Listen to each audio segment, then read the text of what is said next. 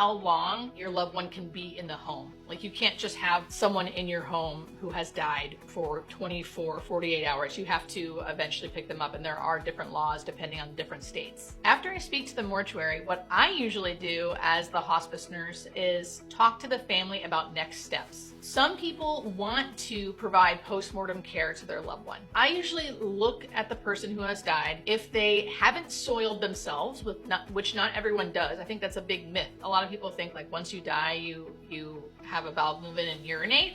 That does happen from time to time and they need cleaned up, but that doesn't happen all the time. So a lot of times if the person looks good in bed, they look comfortable, they're laying there flat, they look nice, I will just leave them as is. If they do have like a Foley catheter or any kind of IV, I usually will take that out for the mortuary. And if the family wants to do postmortem care with me, I will allow that. The one thing I will say is it's actually pretty difficult to move someone who has died. They're usually very, very heavy. So doing postmortem care alone can be very difficult. So a lot of times if family wants to have postmortem care, meaning the person cleaned and changed and repositioned in bed, if I am the only hospice nurse that is there, it'll be almost impossible for me to do it alone. So I will tell that to the family and I'll say, I'm happy to do this, but you may need to help me. Is that going to be okay? Most people are okay with that. Some people say no. And then we just do the best we can to make them look presentable in bed. Different religions will want to do different things with their loved one's body. I will always ask specifically, or at least try to know even beforehand, what religion the family and